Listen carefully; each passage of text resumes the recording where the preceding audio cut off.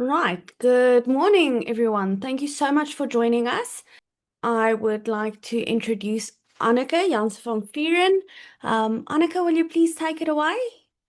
Good morning, everyone. Thank you so much for joining us for the 8th edition of our Import Duty Investigation Report. Just a few house rules before I hand over to Donald to get started on the presentation. Please note we do have some media in the meeting this morning, so if you are going to ask any questions, just be aware that we have media present. Then, please feel free to type in any questions in the questions and answers section on Zoom while Donald is busy with the presentation. And even when we're moving on to the panel discussion, we'll get to the questions at the end. So just to explain the flow, Donald will do the presentation, then we'll have a short panel discussion, and after that, we'll move into the questions and answers. Okay, thank you, Donald. You can get started. All right. Good morning, everyone, and thank you for taking time out to listen to us drone on about this for the 8th time in 4 years. For those who haven't been here before, we started this report 4 years ago. We became very concerned about the amount of time it was taking for ITAC to complete tariff investigations, and how I long back to those days when we were concerned then, because the situation's gotten considerably worse in the intervening 4 years. And so this report will give you a sense of what is going wrong and how we think this should be looked at. So just a quick snapshot of where we are. Tariff investigations are taking longer than ever before. We're just at the point of the ludicrous now, and we'll get into that detail in a moment. The process for these investigations is increasingly unpredictable.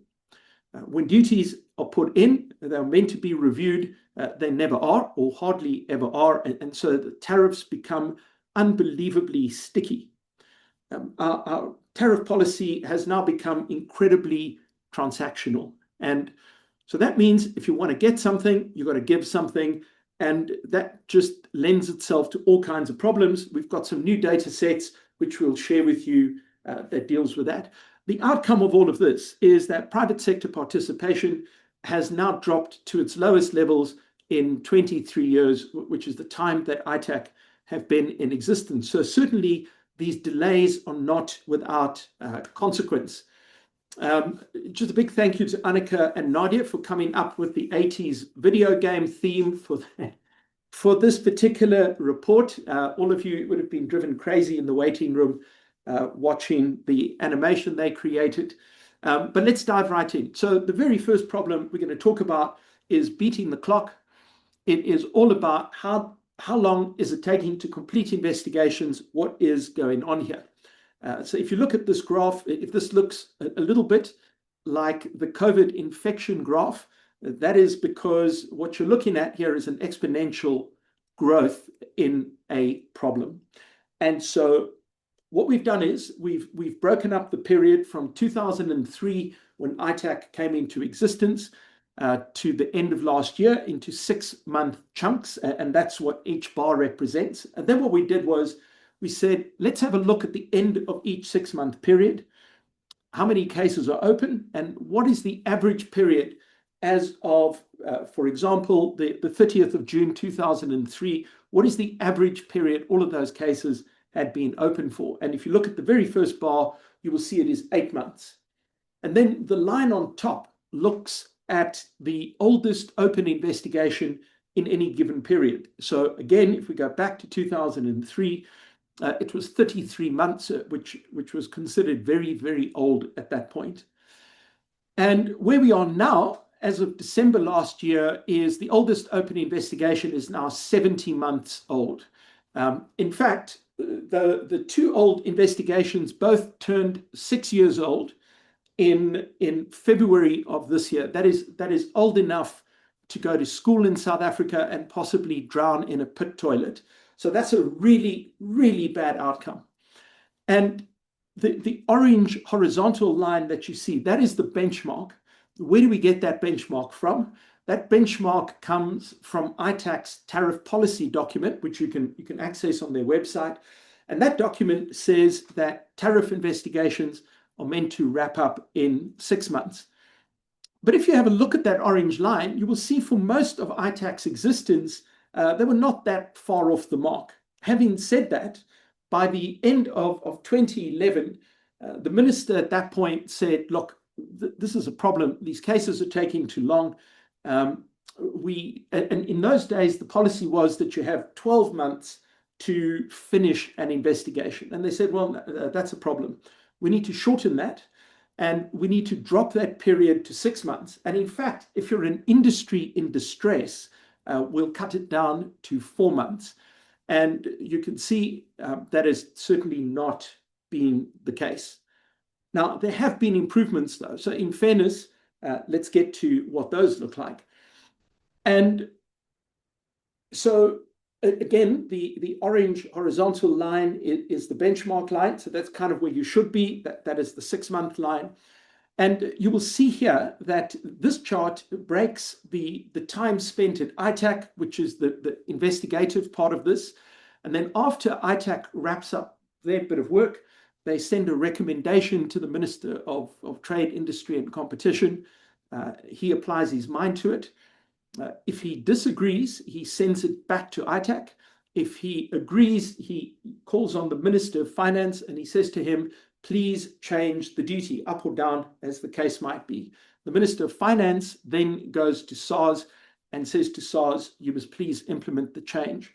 Now, all of that whole process was running around the 6-month mark. And then you can suddenly see things go completely haywire.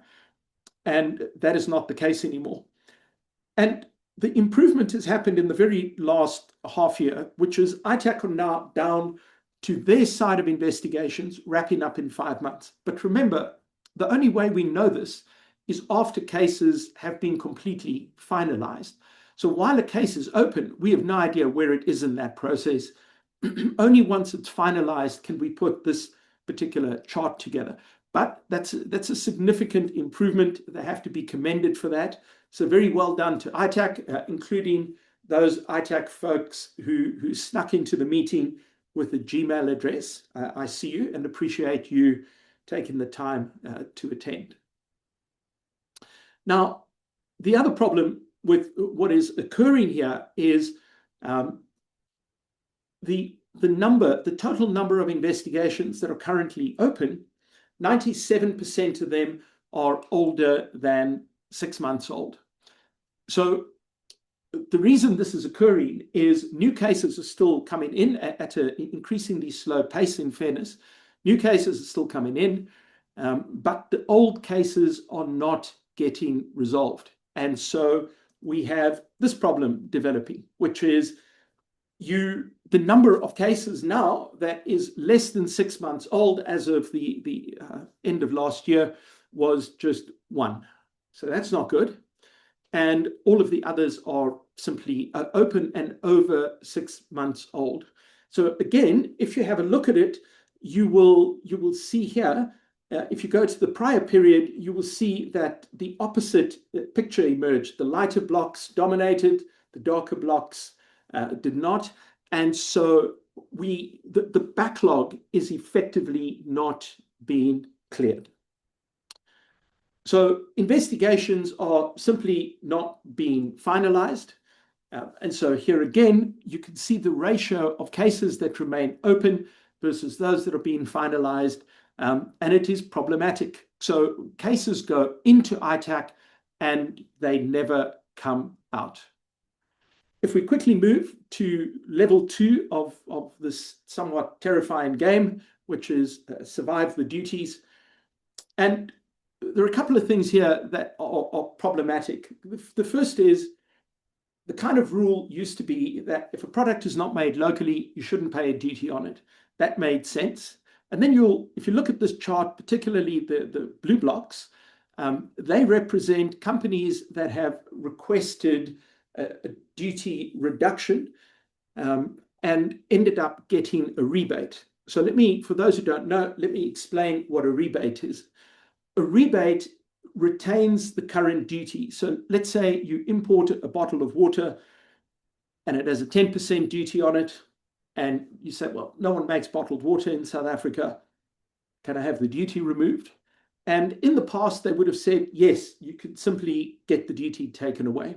What they now do is they say, look, we'll leave the 10% there. What we'll do is we'll give you a temporary rebate. And so for as long as the product is not made locally, you can get the relief. But the minute someone pops up and produces, you can't. Now, the problem with temporary rebates is they're connected to a permit. And a permit is literally telling you that you need to get permission before you can access whatever the benefit might be. And so that situation creates a rather significant problem, which is you never entirely know if you do or do not have the rebate. So imagine for a moment, you're making an investment in a brand new factory and you say, all right, my raw material, I can't buy it locally, but I absolutely know I can import it. You're happy with it. You would normally have gone and said, can I get the duties removed? In the past, ITAC would have said, let's find out if anyone is making it locally. No, they aren't. And they would have removed the duty. And all of that, by the way, would have happened in 3 to 4 months. What happens now is something quite fundamentally different. They will not give you the removal. They're fully aware that no one is making it, but they'll say to you, we will give you the rebate with a permit. And those permits sometimes need to be reviewed quarterly up to annually. I'm not aware of any that run longer. Now, when you go and you say in 6 months that I need another permit, the challenge you have is you don't know what the rules on that permit will be into the future. You know what it is for your current rebate, but the rules of the permit can be changed. And so, for example, if we look at ITAC's current annual performance plan, which was released in Parliament just a bit earlier this week, ITAC state that a new condition is going to be considered for permits, all permits, and that will be your BEE rating. Now, we don't know how that is going to manifest exactly, but that may not have been a consideration when you set up your hypothetical factory, and suddenly it is a factor. And so very quickly, the specific rules that get connected to the permit can vary, and that variation creates the situation of uncertainty. And uncertainty is generally the enemy of investment. So when people put their money in, they want to know what the rules of the game are. And we're now in a situation which resembles the situation we have in the US, which is where every interaction with government begins to become transactional. And one of the ways that happens, of course, is with the permits that are now connected to the duty relief. The second issue is when ITAC says we are going to increase duty, in their report, they would normally say after 3 years, after 5 years, the duty will be reviewed. Now, that doesn't happen or hardly ever happens. And so if we look at every single tariff code in the tariff book that attracts a duty, and we say when last was it reviewed, we find that 93% of them have never been reviewed in the last 23 years. Now, a review can happen in many ways. Someone could approach ITAC for a change in the duty. We count that in a review. So it doesn't have to be a formal review initiated by ITAC. Just when last did somebody have a look at the tariffs? And 93% of them have never been reviewed. Even in the period where ITAC started saying we will review in X period, usually 3 years, and that is not happening. And we think that's a problem. The idea is never to have duties in perpetuity. The point is to get companies onto their feet, but you want them to be exposed to competition. When companies have an ability to lobby for duties and just keep them forever, it soon becomes a better investment to spend your money on lobbying for protection than it does in improving your own efficiencies, investing in innovation, etc. The third level we get to is the one that bothers me the most, which is this transactionalism. And we've called this section Revenge at the Reciprocal Agreement. So let me explain what this is. You go to ITAC and you say, I'm going to ask for a duty increase. or a duty reduction, whatever the case might be. You go to them and you say, this is what I would like. And they say to you, well, that's interesting. But before we give you that relief, we want you to make a set of commitments. We don't entirely know what those commitments will be. Sometimes they'll say you need to export. Other times they will say you need to employ more people. You need to make a bigger investment in your manufacturing. You can't increase your prices beyond what your raw material costs increase at, etc. The first problem with these reciprocal agreements is that they're applied unevenly. And so if you look at the pie chart on the left, 38% of all companies in the last decade who applied for a duty change did not have to sign an agreement, and 62% of them had to sign an agreement. Now, we don't know what creates that distinction, and there isn't a set of rules around what does distinguish a company that has to sign or doesn't have to sign. In fact, most of it appears to be connected to whatever the deal is that you are capable of striking. And so we don't know why the difference is there, but the difference is a really big problem, because either everyone should have to do it or no one should have to do it. The idea that selectively you can opt in or opt out is problematic. And by the way, we don't think this is a good idea at all. The economics of it is just terrible. But then we look at the split. So of those 62% that signed the agreements, half of them was signed for duty increases, but 44% of them were signed for duty reductions. Now, again, we come back to when you're asking for duty relief, you can't secure the product locally. You can't get duty relief if there's a thriving upstream sector that can supply you. So this tells us that where there is no supplier, you still need to make these set of commitments. And then eventually we have duty reviews. Now, duty reviews, that there are two very large ones on the boil at the moment. The one is on renewable energy parts and equipment, and the other one is on steel. And 3 of the duty reviews, so 6% of them, had to actually sign reciprocal agreements. So we don't know how that worked. Who had to sign it? Was it because there's no applicant here. A duty review was initiated by ITAC. And again, you can see the problem. Does ITAC then have a look at this? And you almost have a kind of auction situation where the people who want the duty increased bid for whatever they are prepared to offer, and those that want it reduced put their bid in. Now, obviously, there is no actual auction before I get sued by someone at ITAC. But the point of it is, these agreements are completely confidential. No one knows what the content is. No one knows why some people sign and some don't. We have no idea how that works. So is it the beneficiaries of the decision? We don't know. And that is at the heart of why this is a problem. As a rule, you do not want your public policy to be negotiated like a metro cop who pulls you over and says, have you had any beer tonight? And he starts rattling his handcuffs at you. The point of it is you want a predictable environment. When you're in a position where you're sitting one-on-one and haggling with the decision maker, nothing good ever comes from such a situation. And finally, all of this has resulted in an absolute fear of continuing to play the game.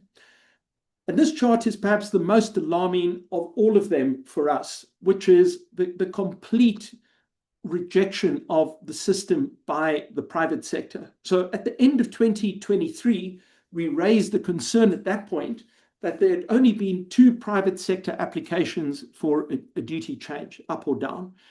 But then it picked up afterwards, and we thought, okay, maybe that was a blip and nothing to worry about. But now we are down to 1. And when we talk to companies who have an interest in changing duties, you get told about what's the point, it takes too long, they're nervous about what they are going to have to sign up to. They don't know that up front. Very often you don't, in fact, know what your commitments will have to be until after the investigation is wrapped up. And so this situation, we think, creates an incredibly negative economic environment. And I'm going to shut up at this point and hand back to Anneke. Thank you, Donald. I just want to remind everyone on the call that if you have any questions, please place them in the questions and answer block. And then as well as the recording and the slideshow and the report will be sent to everyone who registered for the meeting by the end of today. So you will get the recording and the report and the slideshow, everything neatly in a package. Okay. Then moving on to the panel discussion, I would like to ask our panelists to please, just for a moment, to turn on your cameras so that people can see who you are, and maybe just take a moment to please introduce yourselves. Let's start with Theo, if you don't mind. Great, thank you very much, Anneke. Thanks to everyone listening. So my name is Theo Boshoff. I head up an organization called the Agricultural Business Chamber, Agbiz. But we're quite also involved in the BUSA Business Unity South Africa structures, specifically chairing EconPol, and then also on a lot of these critical issues dealing with it at the Trade and Industry Chamber of NETLAC.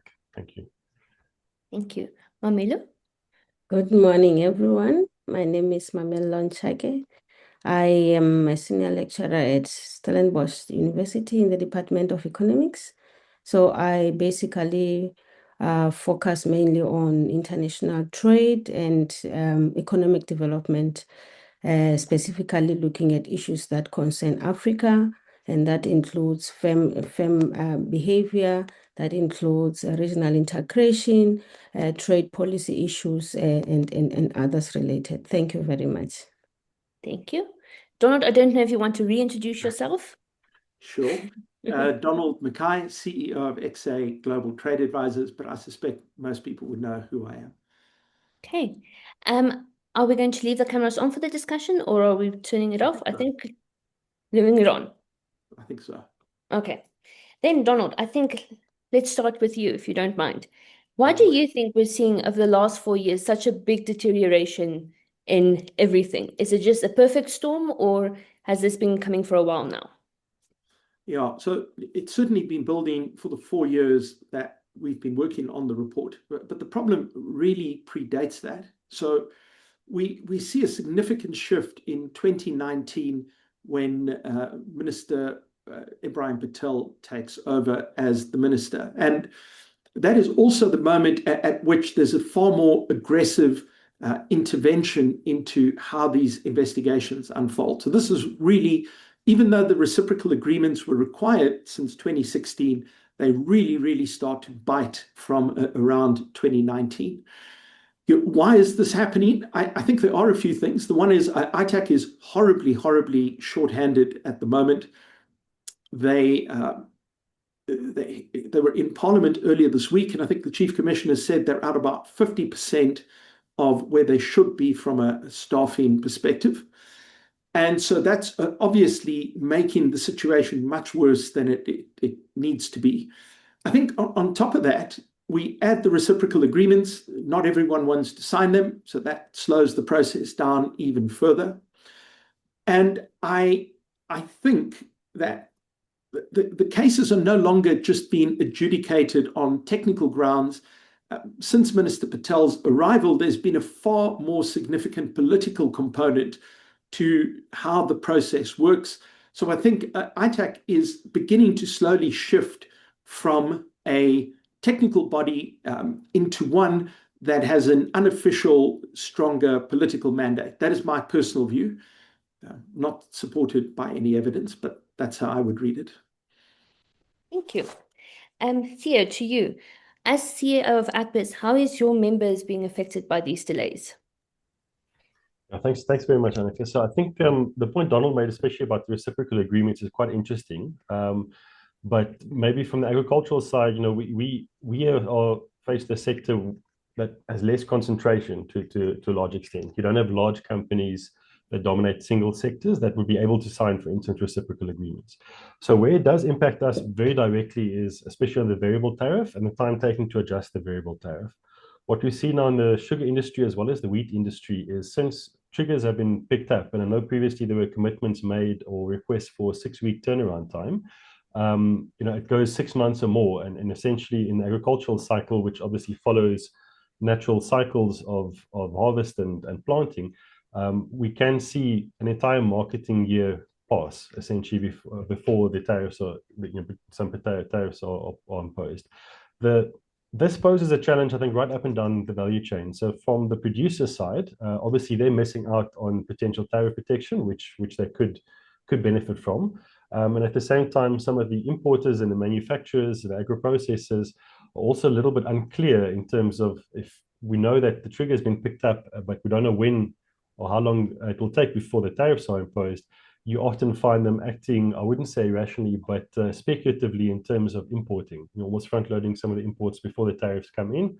And then if the tariffs take a long time to come in, that can have very negative consequences. So again, I think, and Donald, in the report that was published, I think it is also recognized that because of a lot of the secrecy around these processes, we simply don't know exactly, a lot of it is speculative, the reasons why it takes so long, but the matter of, the fact is that we don't necessarily know why it takes so long.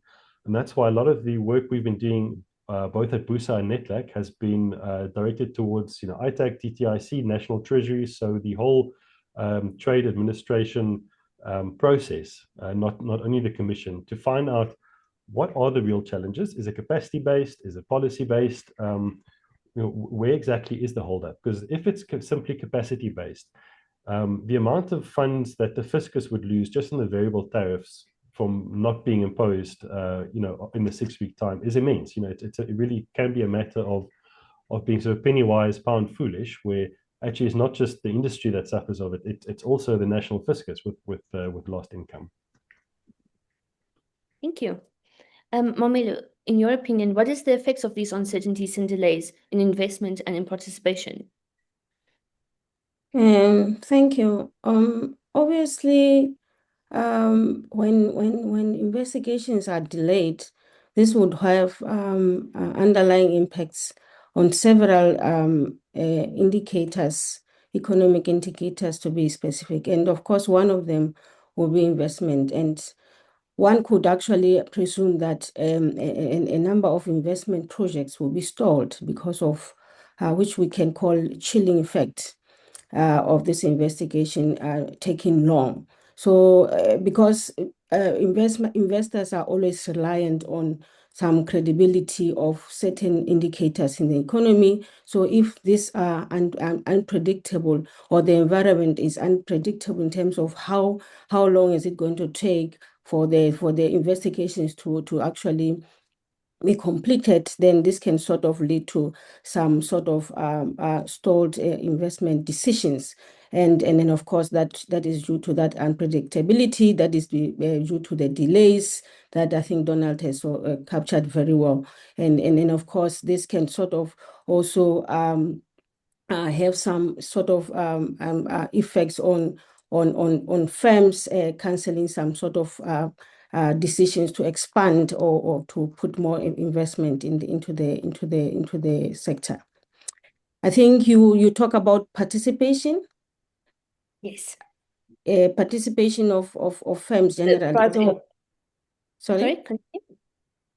So basically, if this is the case, then that will also, because now there's sort of some discouragement, as Donald actually rightfully said, that firms actually argue that what's the use of putting more applications if it takes so long. That's why you see that graph where there's only one application in 2026 of applications. So that actually leads to discouragement of firms to sort of put in more applications, and this can sort of have ripple effects in other issues, such as the implications in terms of jobs.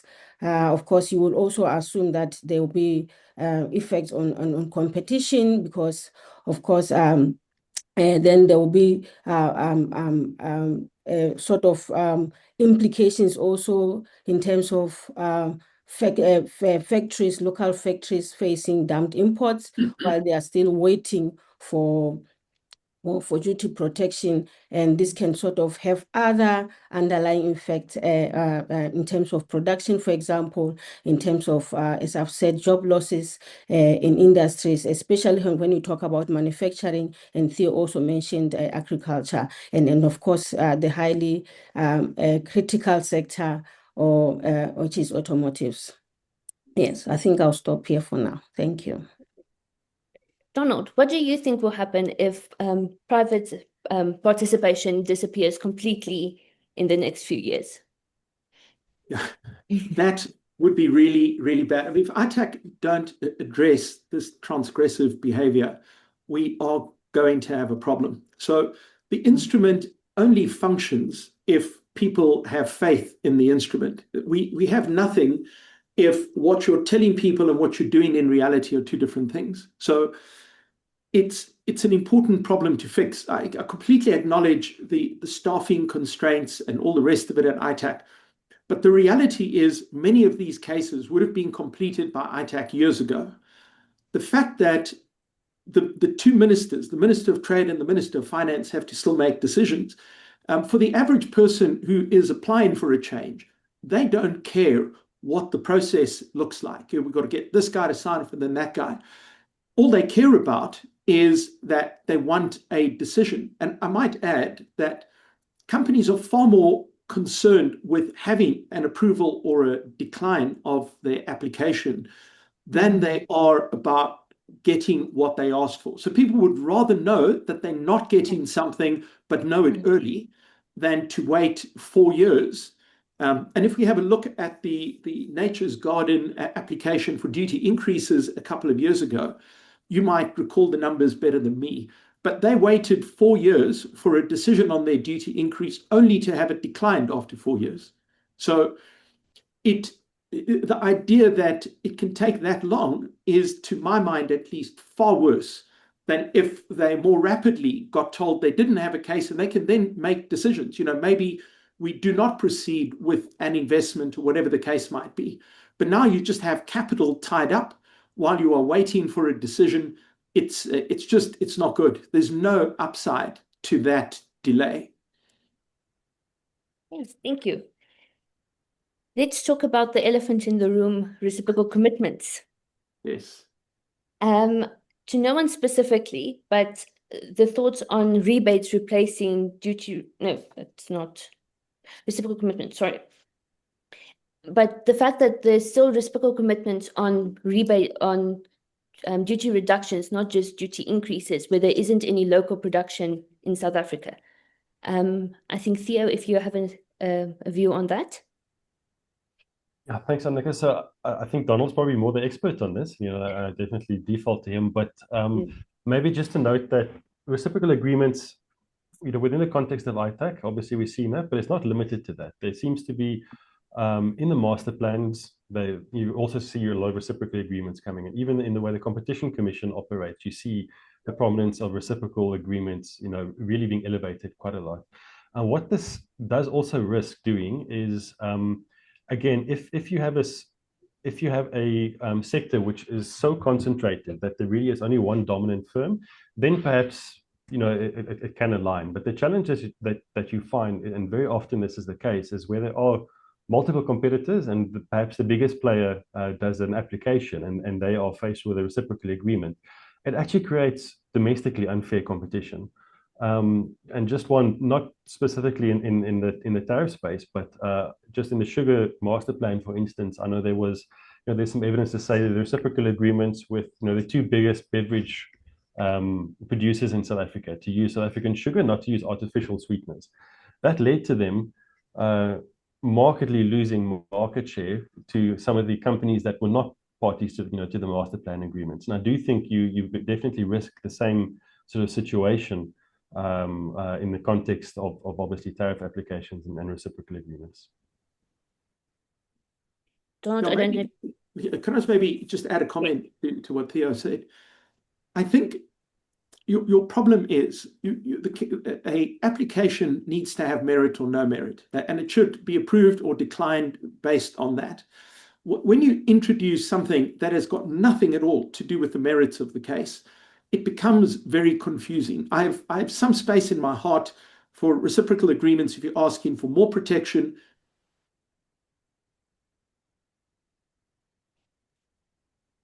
particularly if we have some concerns. I can see no reason why, if you apply for a product not made locally, you should have to make a commitment to anything. To my mind, in fact, that reduction should be just an automatic thing, as it used to be. You don't produce, they take it away. Now you've got a bizarre situation. And remember, we've got to couple this to the rebates and the permits. So because you can no longer get a duty reduction. And even again, when the Chief Commissioner was in Parliament earlier this week, he spoke about duty relief as being synonymous with rebates, not duty reductions anymore. We haven't had a duty reduction, I think, in 2 years. So what now happens is that you've got a permit that you need to get, and the permit introduces even more uncertainty because you never know for sure if you're going to get the permit or not. Maybe you get it, maybe you don't. And if you think about renewable energy, for example, there are companies there who cannot be supplied by the local solar producers who get told that, well, you've had a permit once this year, you can't come back again in the year. So it's nothing to do any longer with can the local industry supply. There's just an arbitrary cutoff that says you can only apply once a year. That's not logical, but because that becomes what happens now, you don't know what the next event is going to be, what the criteria is. That uncertainty is just, it's not healthy. It's not healthy. Okay, thank you. Then another big problem is the evergreen duties that are just staying in place and never being reviewed. So for the majority of just for people's knowledge, when ITAC publish a report, sometimes at the end, they'll specifically say this should be reviewed in X amount of years. Usually it's around 3 years. Sometimes it's shorter, but on average, it is 3 years. This is not happening. So my question is, for instance, Mamello, do you think that they should just remove the 3 years, say you get the duty increase, it will stay in place for 5 years or whatever time would be enough, let's say 5, and then after that, it is automatically taken away and you have to reapply, for instance? Or what do you think is a better way to handle the evergreen duties? So I think, the best way would be to sort of consider what we would sort of think of as a staged reform. So where you can sort of set hard timelines in terms of the tariffs schedules, and then of course some clauses that you can sort of put in for protection, and then of course at a specific time you've set, then be able to implement the action as previously indicated. In that way, there's some sort of certainty, and then of course firms will also sort of be able to predict the future path in terms of their production plan, and then of course the investment plan. Thank you. Okay, Theo, I don't know if you have an opinion on the evergreen duties. No problem. Okay, then I think we should start maybe wrapping up the panel discussion. My last question is, if you had a magical genie in a lamp and you get 3 wishes and you can change 3 things and you think those 3 things would have a direct, quick impact to change this whole outset, what do you think those 3 changes should be? Donald, you first. I want a genie in a lamp. That's what I want, Anneke. I think you either tariffs are either important or they're not important. If they're important, then you need to treat them as if they are important. If they're not, then just stop the pretense of all of this nonsense and get rid of them. But this in-between half-pregnant situation, I think, is harmful. So I think there needs to be a mindset change within government, not just within ITAC, but the ministers who are involved as well. Okay. Theo, any closing comments from your side? Yes, thank you. Maybe just 2. I think the first thing is obviously that where policy decisions, fundamentally things that are policy decisions are being made. And I know it's not the object of today's discussion, but the ITAC amendment bill, for instance, also gives ITAC greater discretion to make fundamentally policy decisions such as public interest and national security, etc. That has to go with a responsibility to consult. So I do understand that when tariff applications are made, there might be some competitively sensitive information unique to the company and that applicant. But considerations, fundamental things such as weighing up job losses versus benefits to consumers through cheaper imports. These are fundamental policy objectives that I really do think we need to be able to consult on as a country. So my wish would be perhaps just put an asterisk next to the secrecy and the confidentiality aspects. To make sure that when there's policy issues that we do actually get involved in consultations. And then finally, I think just on the capacity issues, all of the talk at the moment is about agility in international trade. We are actively busy with discussions and negotiations with the world's biggest, most industrialized economies. And I think when business does raise some concern about the potential impact that could have locally, the answer we get quite often is that there are institutions and there are processes in place to protect us, protect our local industrial base.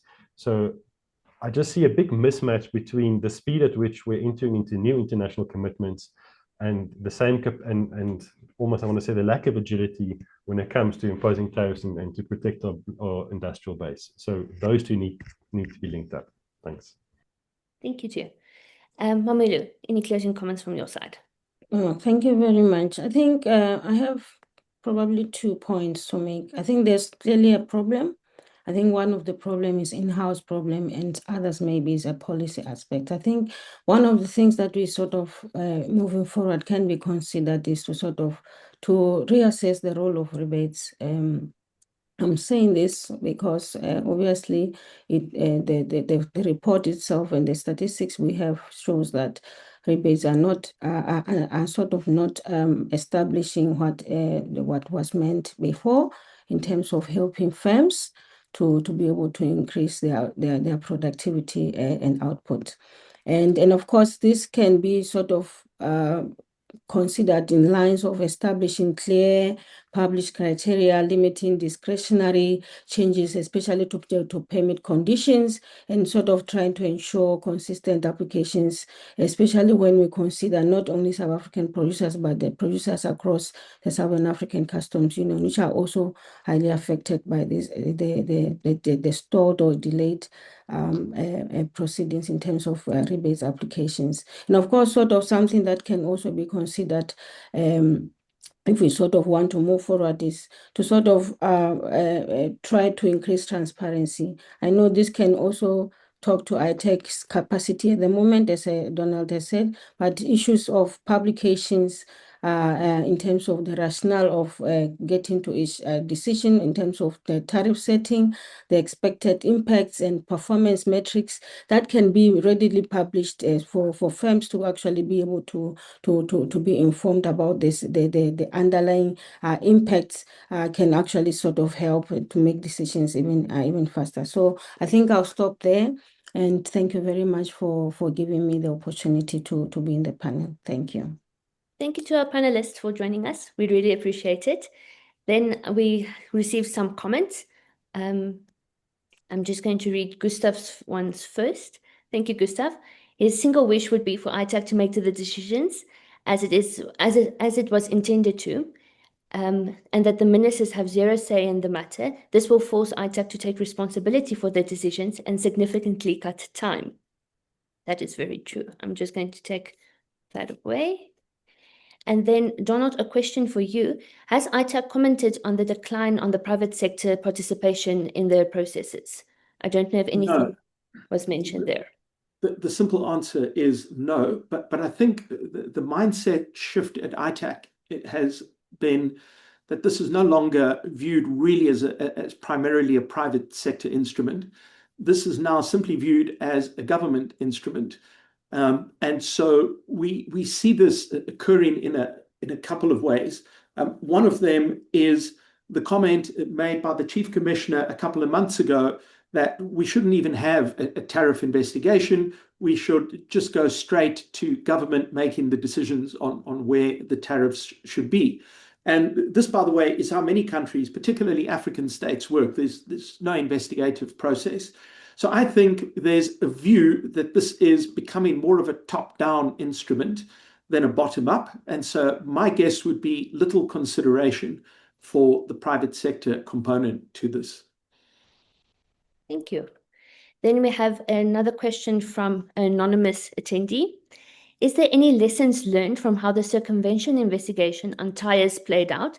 Given increases in country hopping and circumvention, what would ITAC need to do to be more effectively respond? Okay, I can answer that. So ITAC are proposing to do a few things. One of them is to proactively track these patterns and self-initiate anti-circumvention reviews, for example. There's a certain logic to that. So I can see why they would want to do that. That is one of the ways. But really, at the heart of the tires problem is, I think, two things. The one is it was a case that was shaky from the very beginning. ITAC kept changing the rules of the case from when it kicked off. For example, defining what circumvention was at the beginning and at the end had changed completely. So you can't do that. I mean, Theo, as the lawyer on the team, would know, if you tell people this is how the rules work, you can't halfway through say, we're going to change it. The case suffered from rule changes on how the calculations work. So there's a prescribed way the calculations work, which are written into the regulations. Halfway through, that process also changed. So the unpredictability is a problem. You need to, especially with things like anti-dumping cases, which are huge, very complicated, data-heavy, lots of complex calculations in the case. You can't be changing the rules halfway through and expecting companies to be able to adapt to it. So I think that, to me, is the learning.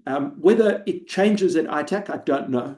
It is perhaps just an interesting observation.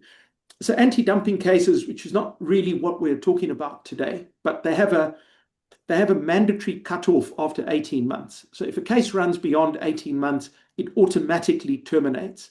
That has happened 4 times in the 23-year history of ITAC, and 2 of those times happened in the first quarter of this year. So again, that is problematic. The kind of the collapse, to my mind, is apparent. Those things shouldn't happen. To have half of those cases happen in just this year is insane. But Donald, on your comment just now, with anti-dumping cases that have an 18-month hard deadline, is that something that maybe needs to be looked at, for instance, on tariff applications, that you have a hard deadline? If a decision isn't made within that certain period, it will automatically be terminated, and then you have to reinitiate? Yes. So I think that'd be a good idea. I think the deadline actually benefits the applicants in a case more than anyone else, because everyone knows up front at what pace they need to work. So I'm a huge fan of an automatic cutoff. Maybe there'll be the odd case where someone is harmed, but I think on balance you would achieve far better outcomes if you have a hard cutoff and people know that the case is going to end. It would be a good thing. Bear in mind that most cases were wrapping up in 6 months. So if you were to say you've got 18 months, it's not as if you're asking ITAC to perform miracles. They should easily be able to match that kind of time frame, I would think. All right, guys, thank you very much for attending. Mamello and Theo, a very big thank you for joining us. To all of you that are here and those that registered, you will receive the full pack, the report and the video and the slide deck by this afternoon. If I'm not over-promising, Nadia, I think that'll be fine. Otherwise, you have an extra 11 minutes in your day to go and do something you're not supposed to do. Please enjoy it. Bye-bye.